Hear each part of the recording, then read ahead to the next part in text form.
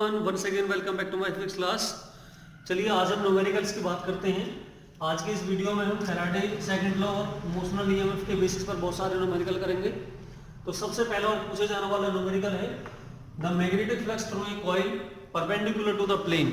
सबसे पहले ध्यान रखना कि किसी भी कॉइल या मैग्नेटिक फील्ड के मोशन के बीच 90 डिग्री का एंगल होना चाहिए, तभी हमारा मैक्सिमम फ्लक्स पास होता है।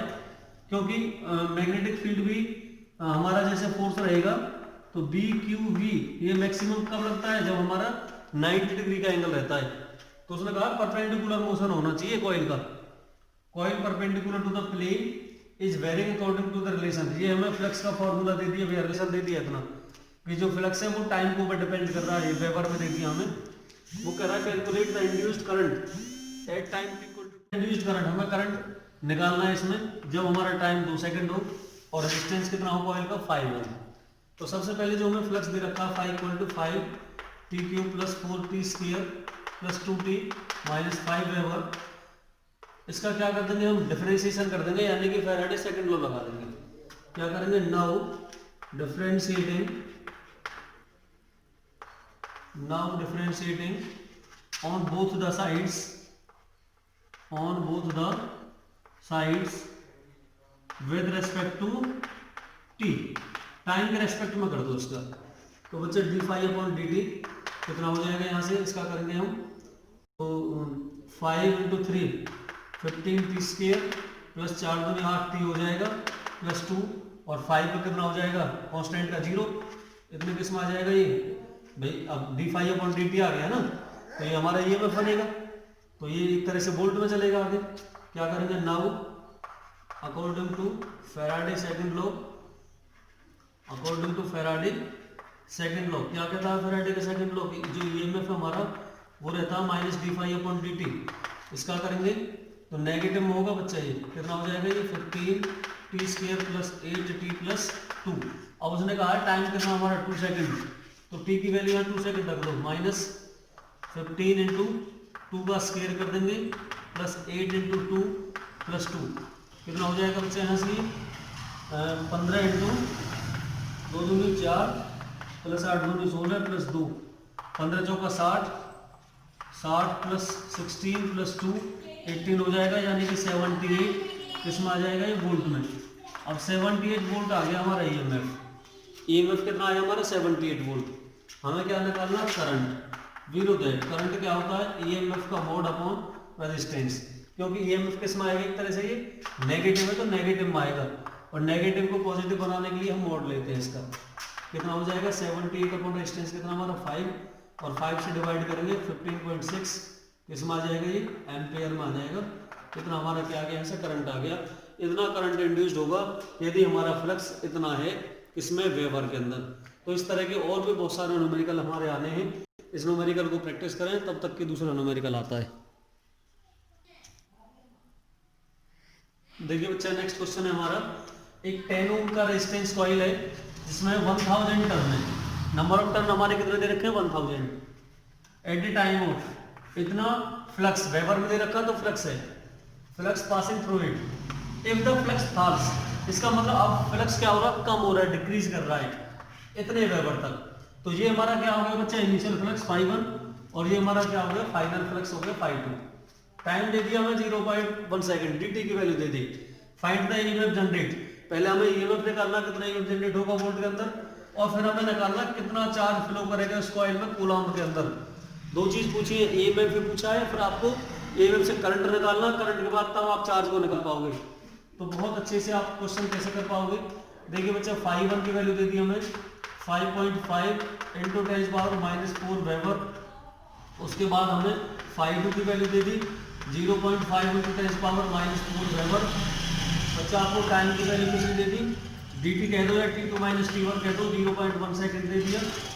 अच्छा आपको नंबर ऑफ टर्न कितने दे दी, कैपिटल N 1000 दे दिए। फैराडे का सेकंड लॉ लगा दो। Now according to Faraday second law, क्या कहता है हमारा फैराडे का सेकंड लॉ बच्चा, कि जो ईएमएफ है वो कितना होगा -n और d5/dt, या फिर हम कह सकते हैं बच्चा -n और ये 5 to -5 1/dt माइनस n कितना 1000, phi 2 की वैल्यू कितनी है बच्चा हमारा 0.5 है, into 10⁻⁻4 minus 5.5 into 10⁻⁻4 upon dt की वैल्यू कितनी है हमारी 0.1 सेकेंड।